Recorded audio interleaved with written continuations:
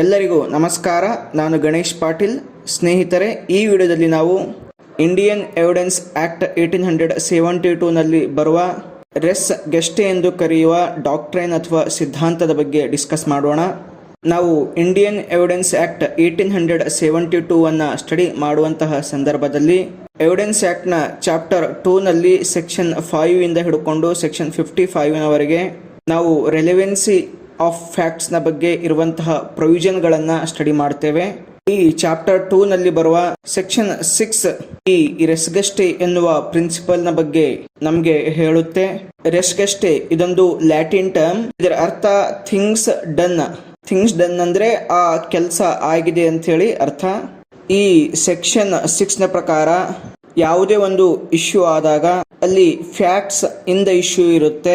ಆ facts in the ಇಶ್ಯೂಗೆ connected ಆಗಿ ಹಲವಾರು ಫ್ಯಾಕ್ಟ್ಸ್ ಗಳು, ಸ್ಟೇಟ್ಮೆಂಟ್ಸ್ ಗಳು ಆ ಮೇನ್ ಫ್ಯಾಕ್ಟ್ ಗೆ ರೆಲೆವೆಂಟ್ ಇರ್ತವೆ.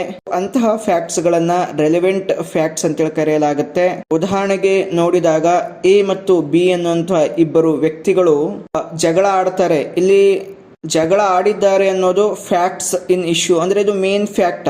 ಈ ಜಗಳಕ್ಕಿಂತ ಮುಂಚೆ ಏನಾಗಿತ್ತು, ಈ ಜಗಳದ ನಂತರ ಏನಾಯ್ತು ಅನ್ನುವಂತ ಏನು ಫ್ಯಾಕ್ಟ್ಸ್ ಗಳಿರ್ತಾವಲ್ಲ, ಈ ಒಂದು ಫ್ಯಾಕ್ಟ್ ಗಳನ್ನ ರೆಲೆವೆಂಟ್ ಫ್ಯಾಕ್ಟ್ಸ್ ಅಂತೇಳಿ ನಾವು ಕರೆಯುತ್ತೇವೆ. ಈ ರೆಲೆವೆಂಟ್ ಫ್ಯಾಕ್ಟ್ಸ್ ಗಳ ಬಗ್ಗೆನೆ ಸೆಕ್ಷನ್ 6 ಹೇಳುತ್ತೆ. ನಾವು ಈಗ ರೆಸ್ಗೆಸ್ಟೆ ಅಂದ್ರೆ ಈ ರೀತಿಯಾಗಿ ಹೇಳಬಹುದು.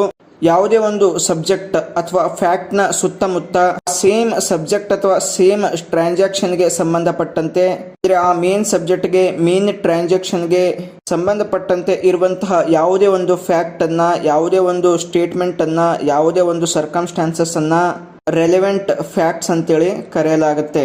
ಆ ಮೇನ್ ಫ್ಯಾಕ್ಟ್ ಗೆ ಮುಂಚೆ ಅಥವಾ ಆ ಮೇನ್ ಫ್ಯಾಕ್ಟ್ ಆದ ನಂತರ ಆಗಿರುವಂತಹ ಫ್ಯಾಕ್ಟ್ಗಳು ಈ ಒಂದು ಸೇಮ್ ಟ್ರಾನ್ಸಾಕ್ಷನ್ ಆಗಿದ್ರೆ, ಆ ಸೇಮ್ ಕೇಸ್ಗೆ ಸಂಬಂಧಪಟ್ಟಿದ್ದಾಗಿದ್ರೆ ಇದು ರೆಲೆವೆಂಟ್ ಫ್ಯಾಕ್ಟ್ಗಳು ಅಂತೇಳಿ ಕರೆಯಲಾಗುತ್ತೆ. ಸೊ ಈ ಒಂದು ಸಿದ್ಧಾಂತವನ್ನೇ ಡಾಕ್ಟ್ರೈನ್ ಆಫ್ ರೆಸ್ಗೆಸ್ಟೆ ಅಂತೇಳಿ ಕರೆಯಲಾಗುತ್ತೆ. ಸೊ ಈ ರೀತಿಯಾಗಿ ಸೆಕ್ಷನ್ 6 ನಲ್ಲಿ ಬರುವಂತಹ ಡಾಕ್ಟ್ರೈನ್ ಆಫ್ ರೆಸ್ಗೆಸ್ಟೆ ಕುರಿತಂತೆ ಒಂದು ಸಿದ್ಧಾಂತದ ಪ್ರಕಾರ ಮೇನ್ ಫ್ಯಾಕ್ಟ್ ಗೆ ರೆಲೆವೆಂಟ್ ಇರುವಂತಹ ಎಲ್ಲಾ ಫ್ಯಾಕ್ಟ್ಗಳು ಕೋರ್ಟ್ ನಲ್ಲಿ ಅಡ್ಮಿಟ್ ಮಾಡ್ಕೊಳ್ಬಹುದು, ಅದನ್ನ ರೆಲೆವೆಂಟ್ ಫ್ಯಾಕ್ಟರ್ಸ್ ಕನ್ಸಿಡರ್ ಮಾಡ್ಕೊಳ್ಬಹುದು ಅಂತೇಳಿ ಸಿದ್ಧಾಂತ ಹೇಳುತ್ತೆ. ಈ ಒಂದು ಸಿದ್ಧಾಂತದ ಬಗ್ಗೆ ಜೇಮ್ಸ್ ಸ್ಟಿಫನ್ ಎನ್ನುವಂತಹ ಕ್ರಿಮಿನಾಲಜಿಸ್ಟು ಈ ಡಾಕ್ಟ್ರೈನ್ ಆಫ್ ರೆಸ್ಗೆಸ್ಟೆ ಅನ್ನ ಡಿಫೈನ್ ಮಾಡೋದಕ್ಕೆ ಪ್ರಯತ್ನ ಮಾಡ್ತಾರೆ. ಇವರ ಪ್ರಕಾರ ಯಾವುದೇ ಒಂದು ಕ್ರೈಮ್ ಆಗ್ಲಿ, ಕಾಂಟ್ರಾಕ್ಟ್ ಆಗಲಿ ಅಥವಾ ಯಾವುದೇ ಒಂದು ಸಬ್ಜೆಕ್ಟ್ ಇರಲಿ, ಅದು ಕೇವಲ ಒಂದು ಫ್ಯಾಕ್ಟ್ಸ್ ಅನ್ನು ಹೊಂದಿರುವುದಿಲ್ಲ, ಒಂದು ಇವೆಂಟ್ ಅನ್ನು ಹೊಂದಿರುವುದಿಲ್ಲ. ಕ್ರೈಮ್ ಆಗಿರ್ಬೋದು, ಕಾಂಟ್ರಾಕ್ಟ್ ಆಗಿರ್ಬೋದು ಅಥವಾ ಯಾವುದೇ ಒಂದು ಸಬ್ಜೆಕ್ಟ್ ಆಗಿರ್ಬೋದು, ಒಂದು ಗ್ರೂಪ್ ಆಫ್ ದ ಫ್ಯಾಕ್ಟ್ಸ್ ಆಗಿರುತ್ತೆ, ಗ್ರೂಪ್ ಆಫ್ ದ ಸ್ಟೇಟ್ಮೆಂಟ್ಸ್ ಆಗಿರುತ್ತೆ. ಅಲ್ಲಿ ಒಂದಕ್ಕಿಂತ ಹೆಚ್ಚಿನ ಫ್ಯಾಕ್ಟ್ ಗಳಿರ್ತವೆ. ಅದರಲ್ಲಿ ಒಂದು ಮೇನ್ ಫ್ಯಾಕ್ಟ್ ಇರುತ್ತೆ, ಉಳಿದ ಫ್ಯಾಕ್ಟ್ಗಳು ಅದಕ್ಕೆ ರೆಲೆವೆಂಟ್ ಫ್ಯಾಕ್ಟ್ ಗಳಿರ್ತವೆ ಅಂತ ಹೇಳಿ ಇವನು ಡಿಫೈನ್ ಮಾಡ್ತಾನೆ.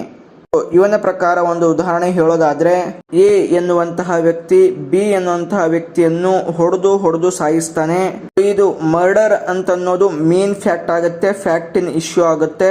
ಇದಕ್ಕೆ ಸಂಬಂಧಪಟ್ಟಂತೆ ಎ ಏನ್ ಹೇಳ್ತಾನೆ, ಬಿ ಏನ್ ಹೇಳ್ತಾನೆ ಮತ್ತು ಎ ಬಿ ಅನ್ನ ಕೊಲೆ ಮಾಡುವಾಗ ಅಕ್ಕಪಕ್ಕದಲ್ಲಿ ಇದ್ದಂತಹ ಬೈ ಸ್ಟ್ಯಾಂಡರ್ಡ್ಸ್ ಅಂದ್ರೆ ವೀಕ್ಷಕರು ಏನ್ ಹೇಳ್ತಾರೆ, ಕೊಲೆ ಮಾಡೋದಕ್ಕಿಂತ ಮುಂಚೆ ಏನಾಗಿತ್ತು, ಕೊಲೆ ಆದ ನಂತರ ಏನಾಯಿತು ಅನ್ನೋದ್ರ ಬಗ್ಗೆ ಹೇಳಿಕೆಗಳನ್ನ ಕೊಡುವುದನ್ನೇ ರೆಲೆವೆಂಟ್ ಫ್ಯಾಕ್ಟ್ಸ್ ಅಂತೇಳಿ ಕರೆಯಲಾಗುತ್ತೆ.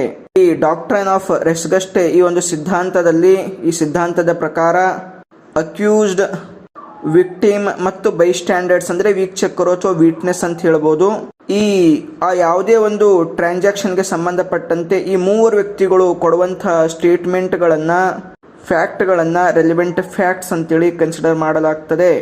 ಈ ಸಿದ್ಧಾಂತದ ಪ್ರಕಾರ ಸೆಕ್ಷನ್ 6 ನಲ್ಲಿ ಯಾವುದೇ ಒಂದು ರೆಲೆವೆಂಟ್ ಫ್ಯಾಕ್ಟ್ ಅನ್ನ ಅಡ್ಮಿಸಿಬಲ್ ಮಾಡ್ಕೊಳ್ಳೋದಕ್ಕೆ ಕೆಲವೊಂದು ಕಂಡೀಷನ್ಗಳಿವೆ. ಆ ಕಂಡೀಷನ್ಗಳನ್ನ ಒಂದು ಫ್ಯಾಕ್ಟ್ ಸ್ಯಾಟಿಸ್ಫೈ ಮಾಡಿದ್ರೆ ಅದನ್ನ ರೆಲೆವೆಂಟ್ ಫ್ಯಾಕ್ಟ್ ಅಂತೇಳಿ ಕರೆಯಲಾಗುತ್ತೆ. ಫಸ್ಟ್ ಕಂಡೀಷನ್ ಏನು ಅಂತಂದ್ರೆ, ಯಾವುದೇ ಒಂದು ಕೊಡುವಂತಹ ಸ್ಟೇಟ್ಮೆಂಟ್ ಅದು ಅಕ್ಯೂಸ್ಡ್ ಆಗಿರ್ಬೋದು, ವಿಕ್ಟಿಮ್ ಆಗಿರ್ಬೋದು ಅಥವಾ ಬೈ ಸ್ಟ್ಯಾಂಡರ್ ವಿಟ್ನೆಸ್ ಆಗಿರ್ಬೋದು, ಅವ್ರು ಕೊಡುವಂತಹ ಸ್ಟೇಟ್ಮೆಂಟ್ ಫ್ಯಾಕ್ಟ್ ಆಗಿರ್ಬೇಕು, ಅದು ಒಪಿನಿಯನ್ ಆಗಿರಬಾರ್ದು. ಇದು ಮೊದಲನೇ ಕಂಡೀಷನ್. ಎರಡನೇ ಕಂಡೀಷನ್ ಅಂದ್ರೆ, ಸ್ಟೇಟ್ಮೆಂಟ್ ಕೊಡುವಂತಹ ವ್ಯಕ್ತಿಗಳು ಪಾರ್ಟಿಸಿಪೆಂಟ್ಸ್ ಅಂದ್ರೆ ಅಕ್ಯೂಸ್ಡ್ ಅಥವಾ ವಿಕ್ಟಿಮ್ ಆಗಿರಬೇಕು, ಇಲ್ಲ ಅಂತಂದ್ರೆ ವಿಟ್ನೆಸ್ ಗಳಿರಬೇಕು. ಅವರು ಕೊಡುವಂತಹ ಸ್ಟೇಟ್ಮೆಂಟ್ ಅಥವಾ ಫ್ಯಾಕ್ಟ್ ಗಳನ್ನೇ ರೆಲೆವೆಂಟ್ ಫ್ಯಾಕ್ಟ್ ಅಂತೇಳಿ ಕನ್ಸಿಡರ್ ಮಾಡಲಾಗುತ್ತೆ ಮತ್ತು ಅದನ್ನ ಕೋರ್ಟ್ ನಲ್ಲಿ ಅಡ್ಮಿಸಿಬಲ್ ಮಾಡಿಕೊಳ್ಳಲಾಗುತ್ತೆ. ಮೂರನೇ ಕಂಡೀಷನ್ ಏನು ಅಂತಂದ್ರೆ, ಏನು ಬೈ ಸ್ಟ್ಯಾಂಡರ್ಡ್ ಏನು ವೀಕ್ಷಕ ಇರ್ತಾನೆ, ಅವನು ವಿಟ್ನೆಸ್ ಇರ್ತಾನೆ, ಅವನು ಕೊಡುವಂಥ ಸ್ಟೇಟ್ಮೆಂಟನ್ನು ಅಡ್ಮಿಸ್ ಮಾಡ್ಕೊಳ್ಳಲಾಗ್ತದೆ. ಆದರೆ ಒಂದು ಕಂಡೀಷನ್ ಏನು ಅಂತಂದರೆ, ಅವನು ಆ ಫ್ಯಾಕ್ಟ್ಸ್ ಇನ್ ಇಶ್ಯೂ ಮೇನ್ ಒಂದು ಫ್ಯಾಕ್ಟ್ ಏನಿರುತ್ತೆ ಅದು ನಡಿಬೇಕಾದ್ರೆ ಆ ವ್ಯಕ್ತಿ ಅಲ್ಲೇ ಪ್ರೆಸೆಂಟ್ ಇರಬೇಕು. ಅವಾಗ ಮಾತ್ರ ಅವನ ಸ್ಟೇಟ್ಮೆಂಟನ್ನು ಅಡ್ಮಿಟ್ ಮಾಡ್ಕೊಳ್ಳಲಾಗ್ತದೆ.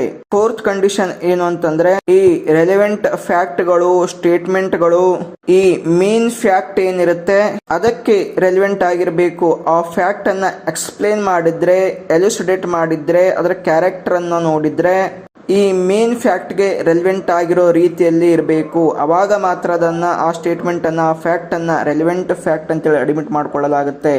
ಸೊ ಸ್ನೇಹಿತರೆ, ಇದಾಗಿತ್ತು ರಸಗಷ್ಟೆ ಸಿದ್ಧಾಂತ. ನೆಕ್ಸ್ಟ್ ವಿಡಿಯೋದಲ್ಲಿ ಇನ್ನೊಂದು ಟಾಪಿಕ್ ಬಗ್ಗೆ ಡಿಸ್ಕಸ್ ಮಾಡೋಣ. ಎಲ್ಲರಿಗೂ ನಮಸ್ಕಾರ.